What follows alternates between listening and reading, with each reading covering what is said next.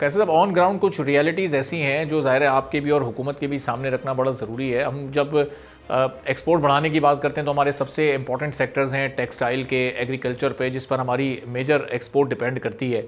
और हम अभी इस साल के जो फिगर्स देख रहे हैं, हमें अभी भी 2-3 अरब डॉलर की कॉटन को इम्पोर्ट करना पड़ेगा।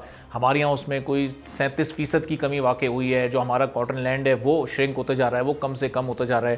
तो ये इसमें फिर इस वक्त हुकूमत क्यों हमें अपने एग्रीकल्चर को सपोर्ट करती क्यों नज़र नहीं आती? चूँकि अगर हम कॉटन ही 2-3 अरब डॉलर की इम्पोर्ट करेंगे तो हमारे इम्पोर्ट के लिए भी वो एक बड़ा बिल, एक बड़े बोझ की सूरत में मौजूद है। हमारे किसानों के साथ भी वो बड़ी ज़्यादती है फिर, और हमारा एग्रीकल्चर सेक्टर भी उससे फिर बड़ा डिस्टर्ब होता है, मोरल डाउन होता है पूरे सेक्टर का। ये दुरुस्त कह रहे हैं आप। देखिए, जैसे जैसे आबादी बढ़ रही है उसी तरह डिमांड्स एग्रीकल्चर यानी हर चीज़ की इंक्रीज़ हो रही है। काटन एक वक्त था कि पाकिस्तान काटन को एक्सपोर्ट भी करता था, हम अपने लिए भी इस्तेमाल करते थे, एक्सपोर्ट करते थे। आज हम काटन इंपोर्ट कर रहे हैं, लेकिन वो जो काटन के इलाके थे ना, हमारे अपने इलाके पंजाब में जो काटन के थे, मैं देखता हूँ जिन इलाकों से मैं इलेक्ट होता हूँ कि वहाँ काटन अगर रुकती थी ना तो आज वहाँ गन्ना शुरू हो गया। गन्ना बहुत ज़्यादा इलाकों में हो गया। गन्ने के लिए पानी भी ज़्यादा चाहिए, और ये हुकूमत की भी स्ट्रेटजी है और प्राइवेट सेक्टर की भी स्ट्रेटजी है कि मिल के ये फैसला करें। लेकिन अगर फ़र्ज़ करो आज काटन ज़्यादा होती और गन्ना कम होता तो हम चीनी इंपोर्ट कर रहे होते। एक वक्त तक हम चीनी, हमें ओवरऑल अपनी प्रोडक्शन बढ़ानी है ना पर एकड़, इसमें कोई शक नहीं है कि यही पंजाब, ईस्ट पंजाब में पाकिस्तान के, ये वेस्ट पंजाब से जो हमारा हिस्सा है पंजाब का, वहाँ पर एकड़ यील्ड कम है। हमारे पास वैरायटी काटन की हो या चावल की हो या गंदम की हो, वो नहीं है, हमने चेंजेस नहीं की उसमें। तो मकसद ये कि इसी पे ज़ोर देना पड़ेगा। हमें चाइनीज़ कई बार हमें अप्रोच कर चुके हैं, वो कहते हैं कि आप कॉरपोरेट सेक्टर में ज़्यादा हमें ज़मीनें दें, और सबसे ज़्यादा वो कहते हैं पोटेंशियल आपका एग्रीकल्चर में। अब ये पता तो लग गया है, हम सब ने मिल के मेहनत करनी है।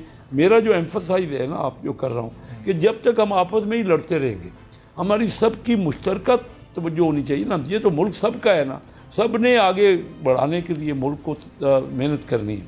और ये बड़े पाकिस्तान के लोग हार्ड वर्किंग भी हैं, एंटरप्राइजिंग भी हैं, लेकिन हम आपस में बहुत ज़्यादा नुकसान करते हैं और वक्त ज़ाया करते हैं। और ब्यूरोक्रेसी को हमारे बहुत बेहतर होना होगा। मैं जाके, जब मैंने पहली बार ये फेडरल मिनिस्ट्री में हूँ, मैं देखता हूँ कि हमारे जो ब्यूरोक्रेट का जो उनको तैयार किया जाता है ना, वो ही प्रॉपर नहीं है। उनको हमें अभी जब तक मॉडर्न तरीके से हमें उनको नो हाउ देना पड़ेगा। उनके पास काबिल हैं, लेकिन CSS का सिस्टम अब वो पुराना सिस्टम था उस वक्त। अभी ये हमें स्पेशलाइज्ड सर्विसेज के लिए और कोशिश हो रही है इसकी तरफ, ये नहीं कि, लेकिन ज़्यादा तेज़ी से हमें आगे बढ़ना पड़ेगा। हर एक को अपना हिस्सा डालना पड़ेगा। और आप दुरुस्त कह रहे हैं कि प्रॉब्लम तो है, इसमें कोई शक ही नहीं है। हमारी इंपोर्ट तकरीबन 2-2.5 गुना है हमारी एक्सपोर्ट से। तो ये इतने डेफिसिट में तो बड़ा मुश्किल रहा ना थ्रू आउट।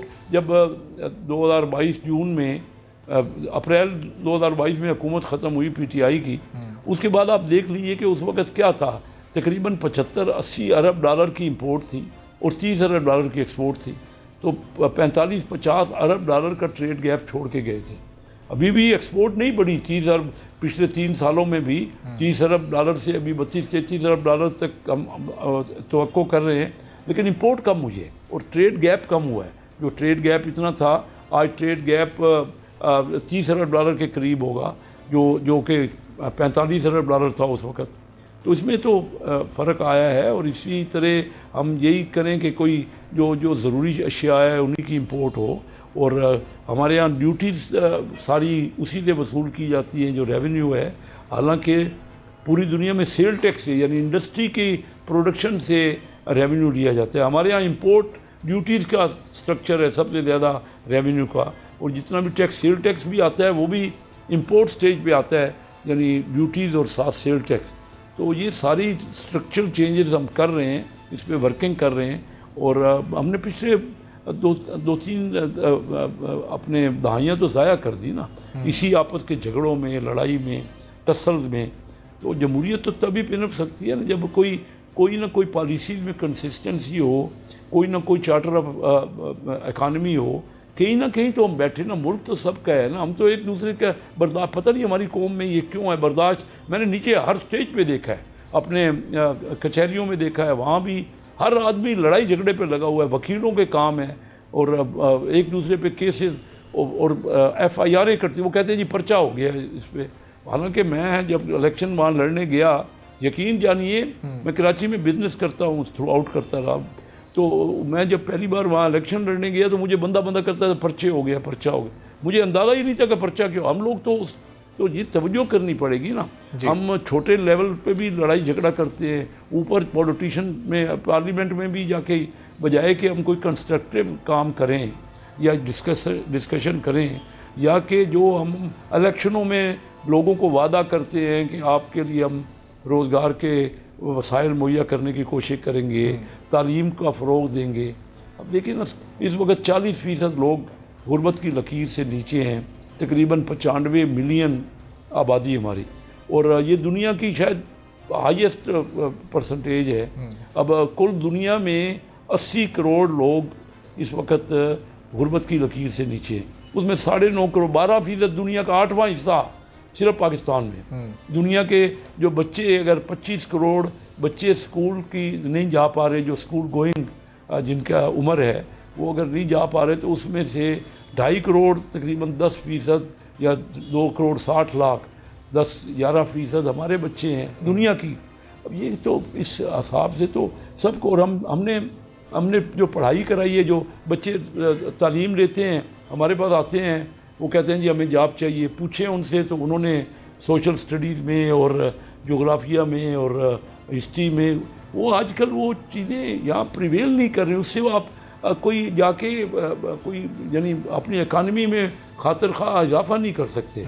तो हमारी सारी, हमने अपनी एजुकेशन को भी रिवैम्प करना है, हमने अपने ब्यूरोक्रेटिक सिस्टम को भी रिवैम्प करना है। हमारी बिजनेसमैन टैक्स माइंडेड नहीं है, यहाँ से वो जाके सरमाया ले जाके टैक्स यहाँ नहीं पे करता और वहाँ दुबई में जाके ले लेता है जायदाद। तो सारी चीज़ें ये पूरे मुल्क का मामला है। सब्सक्राइब करें और बेल दबाएं ताकि कोई खबर रह न जाए।